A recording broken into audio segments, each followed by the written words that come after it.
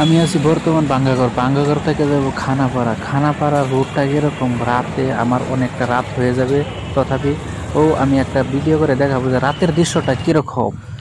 আমি আছি বর্তমান বাঙ্গাঘর। বাঙ্গাঘর থেকে আমি যাব খানাপাড়া। তাহলে বাঙ্গাঘর থেকে খানাপাড়া রাতের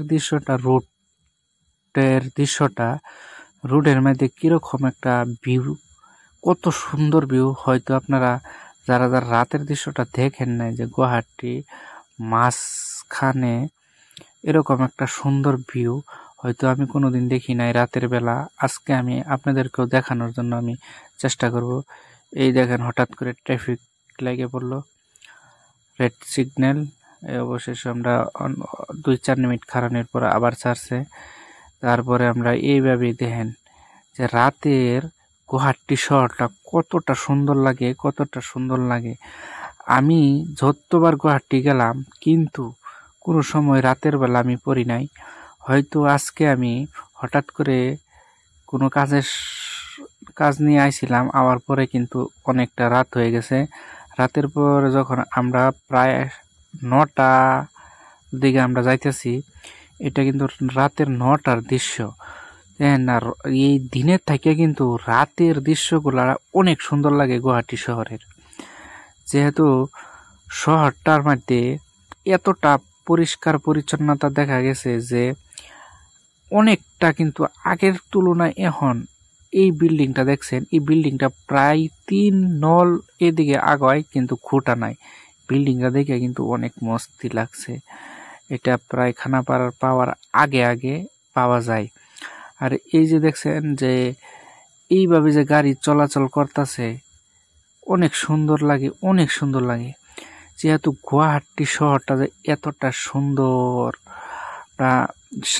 আর গুয়াহাটি শহরটা সুন্দর হবে না কেন?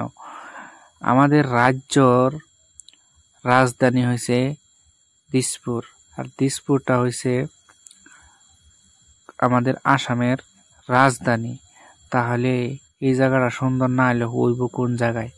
তাই আমাদের রাজধানী শহরটার মধ্যে এতটুক সুন্দর, আসাম বিখ্যাত গুয়াহাটি শহর, হয়তো অনেক রাস্তাঘাটগুলা দেখলে না ভাই একদম মন ঠান্ডা হয়ে যায়। এত সুন্দর, মানে কি বলবো, মানে দিনের থেকে রাতের দৃশ্যগুলা। এই যে আমরা পেয়ে গেছি এই এমএলএ ভবন, এই জায়গাটার মধ্যে দেখেন এমএলএ গুলা এইবার এনেই থাকে। যাওয়ার পথের মধ্যে আমরা দেখতে পারছি। আর হঠাৎ করে হয়তো দৃশ্যটা নাই, অনেক স্পিডের মধ্যে আমরা যেহেতু ক্যামেরাটা ধরছিলাম। আর এইভাবে আমরা ভবনটা পারানোর পরে যখন আমরা এইভাবে আসতেছি, এই দেখেন একটা ব্রিজ পাইলাম। ব্রিজটা দেখেন না কত সেফটি আর কতটা মজবুত করে বানাইছে। আর লাইটিং গুলা দেখলে তো ভাই মনগুলা এমনি ঠান্ডা হয়ে যায়। আর গাড়ি এত সুন্দর লাগে না এই শহরের ভিতরে ঢুকলে।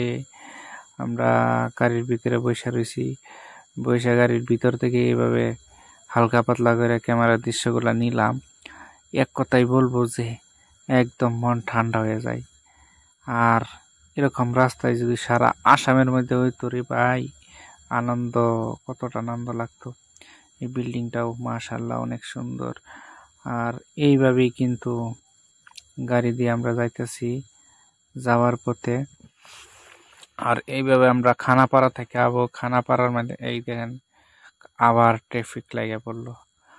এইখানে আবার 3-4 মিনিট দাঁড়াতে হবে। দাঁড়ায়া আবার আমরা রওনা দিচ্ছি খানাপাড়া। এই দেখেন আমরা খানাপাড়া প্রায় পৌঁছে গেছি, অল্প সময় আছে। আর ভাঙ্গাঘর থেকে খানাপাড়া আইলে, রাত করে আইলে প্রায় 15 মিনিট সময় লাগে, বেশি সময় লাগে না।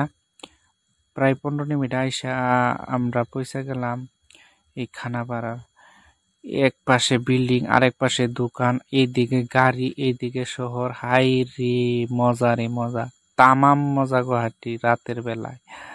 হয়তো রাতের বেলায় যদি আমরা হাঁটাঘুটি করতাম, এই দেখেন না পাশ দিয়া এই যে এরকম সায়েন্স মিউজিয়ামের সামনে এই রাস্তাটা বানাইছে, হয়তো অনেক দিন ধরে এটা দেখছি।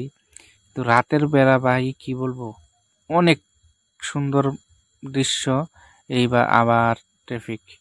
আর দেখেন না বাঁশগুলা দিয়ে যে ডলংটা বানাইছে, ওভার ব্রিজটা বানাইছে, অনেক সুন্দর লাগছে এইটা কিন্তু।